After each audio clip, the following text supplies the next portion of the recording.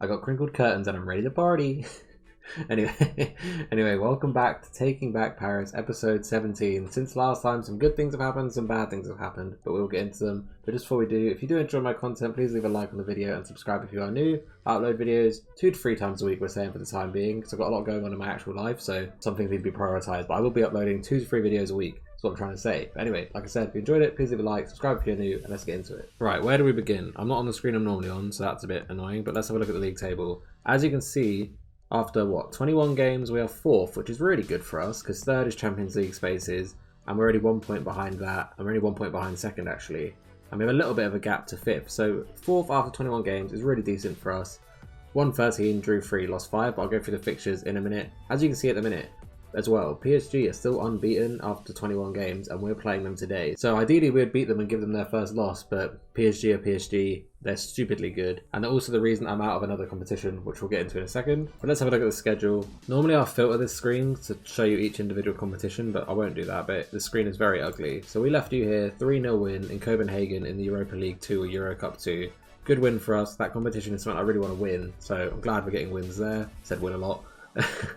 Then we followed that up with a 1-0 win in the league at Reims. And after that, this is the most frustrating game that we've lost for no reason. So we played Rennes. Pretty sure we were 1-0 up. Then we went 3-1 down, pulled it back with Gallant and Paulino, and then of course we just conceded in the 88th minute because I was all out attack trying to win the game, and we ended up losing. So in real life, that would have been really fun to watch. In Football Manager, really annoying to be part of, you know. So yikes. But anyway, moving on. We then managed to win. Let's just call them Alumminage. Right, we beat them 5-0 in the Europa Cup 2 Group F, and as you can see, this is how the group finished. We played 6, won 6, scored 21 goals, and only conceded 1, which is against this bottom Dynamo team, which is all the teams to score against us a bit weird. But that is good, so I'm glad we're through in that competition. Also, something I didn't know, because like I said in the previous episode, I've never actually played in this competition. If you finish top in this group, you get put straight into the second knockout stage. That's what I'm trying to say. Where is it? Into the second knockout round. So we're not in this first knockout round. So we get a bye basically into the second. In terms of people that I can think, I'm on a bit of a tangent here. But if we look at all the groups and all the people that are going through, if I could remember how to do that.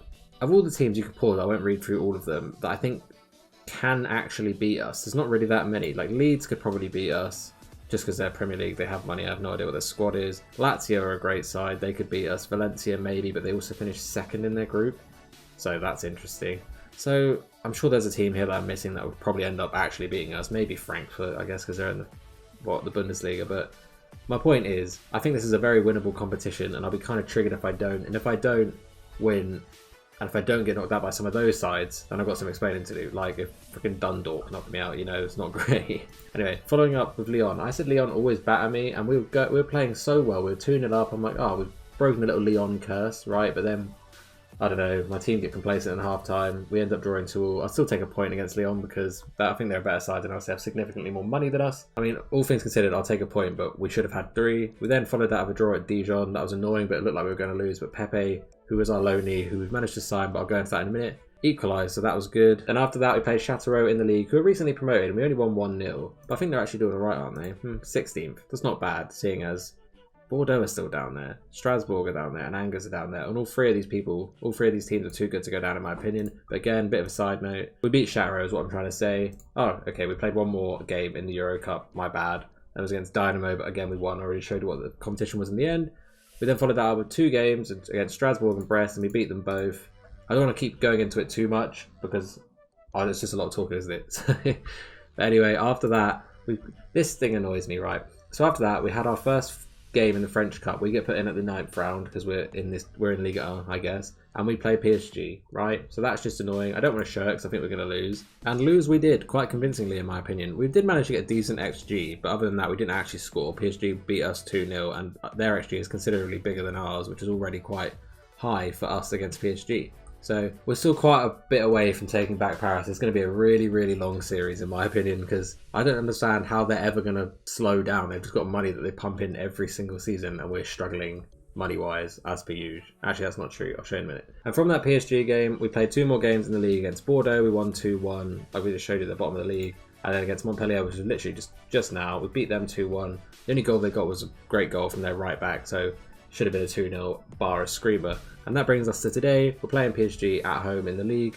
Hopefully we can do something. I really don't think we will, but I'll show it because I've not showed the last couple PSG games. As you can see on the transfers, we've not done anything on the ins. I'm still feeling super although we're doing well, I still feel super underprepared in terms of the transfers. Like, I just feel like I've not bought enough people, if that makes sense. Pepe, however, who we did bring on a loan, is joining permanently on a free. This Pepe, although he's averaging 6.88, in 17 games in the league, he's got 5 goals, 2 assists, and in all competitions he has 9 goals. So he's a goal threat from the wing, and I actually quite like him. So bringing him on a free, not really losing much, so happy days. We haven't sold that many people since last episode, however, we've actually brought in decent money. We did sell Giuliano Simeone, who's apparently valued at 14 million now, to Genk for 10 million. He was doing alright for us. In 20 games, he had 3 goals. I'm pretty sure I got a hat-trick in one game, thinking about it. But I brought him in, as you can see here, for free, and to sell him for 10 million. I don't think he was ever part of the long term here, so I think that's really good business for us. And then we sold Alexis Antamac, who was the striker I was playing off the bench behind Galan. 5 million, 6.5 million potentially, and I think it's 30% sell-on fee. That was the same as Simeone actually. And again, I think that's decent money. They put him straight up for loan, so they're not going to even play him. He's alright, he does score if I give him the chance, but he literally only played 4 games.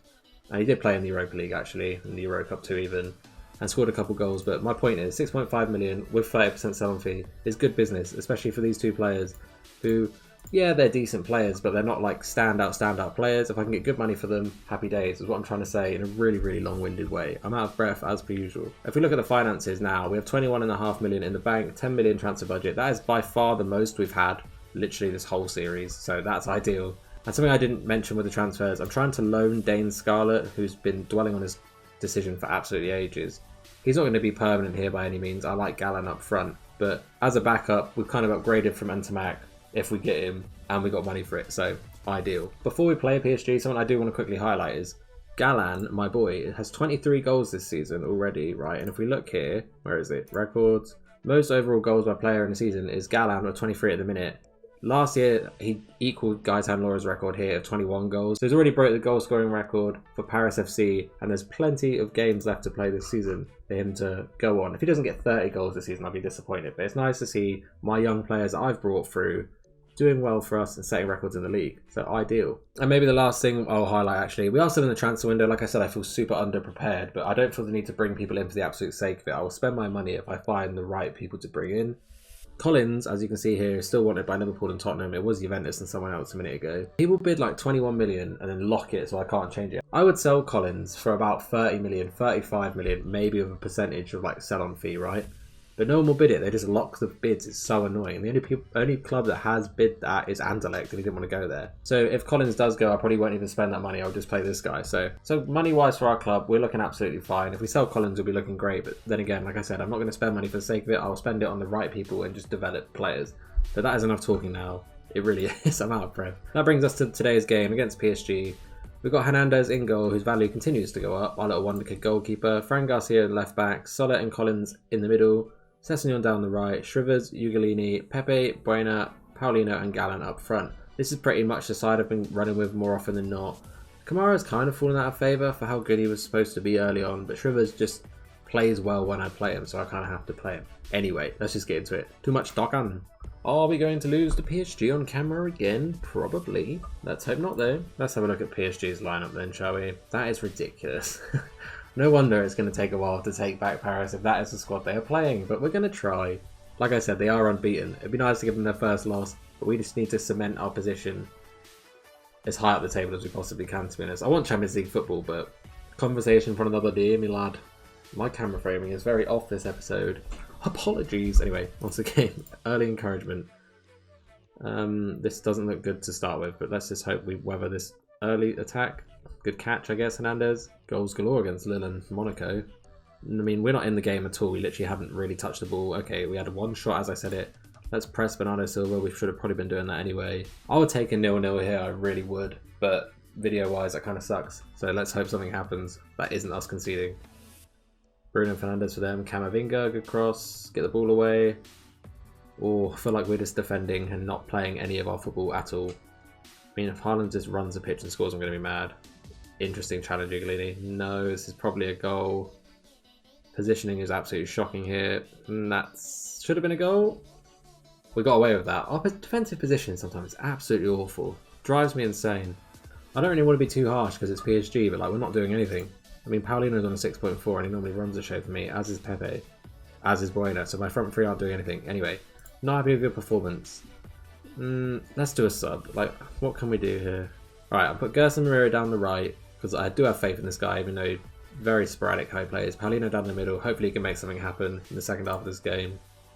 Come on guys, get us a highlight. Let's demand more, and hopefully that inspires you. Probably not. Probably not. Is this our highlight? It's been very long so far. Good ball. Go on, Gallan. Finish that, please. Oh, we need to finish our chances because we're not going to get many. But that was a good save, to be fair. And 50p over the bar. That was terrible commentary by me. I'm just anxious because I know we're going to lose this game and I'd really rather not. Okay, we brought on Kamara for Shrivers. Hopefully that changes anything. Demand more one more time. Let's do another sub. Sorrow for... Both of you two are on bloody 6.4s. Okay, Pepe's coming off for Sorrow. 2 stars Sorrow now. Yikes. Not much is going to happen. I'll take a 0-0, of course, as soon as I say it, you know. Ready for a screamer? Oh, that's so annoying. Like, I'd rather lose by like 3 goals throughout the game than lose 1 late goal to PSG. Go on, don't give me false hope here. Let's just instantly snap back at them. This is a lot of this passing here, guys. We're going the wrong way. What was that? What was that? We've lost to PSG. That's really annoying. They're going to remain unbeaten. Yikes. I mean, losing only 1-0 to PSG is good, don't get me wrong, because PSG are an absolute force. But if you look at the stats, we're not really in the game at all. We had 1 shot on target and it was a highlight. So yikes. We've got a lot of work to do to take back Paris, is what I'm trying to say. PSG, I really don't hope they don't go unbeaten, because that's just... It's not in the fun of the series, is it, guys? All things considered, it's not that bad looking at the league table. We are 4th, which is really good for us. PSG are going to probably go unbeaten this season because I don't see who's going to beat them. I would like to finish in this top 3, particularly 2nd if we could, because that's like automatic group stages of the Champions League. 3rd place is like best place playoff, whatever it's called these days. And I don't think the French side normally gets through in this save, so I have no idea when I come back. As you can see, we've got quite a few games left. I want to win this Euro Cup too, so ideally we could get quite far in that and I'll come back for a final, you know, if I'm feeling frisky, but I don't think we're going to get that far because we always play terrible in the cups. But I think that will do it for this video. I'm bored of losing to PSG now, to be honest. But if you enjoyed the video, please leave a like and subscribe if you're new. Like I said at the beginning, I upload videos 2 to 3 times a week. I'll start putting days on them once I'm back in the swing of it. But like I said, I've got stuff going on in my actual life, so I need to sort that out first. But I want to upload videos because I like doing it. But anyway, that will do it. Please like the video and subscribe if you're new. And we'll see you next time. Stay safe. Goodbye.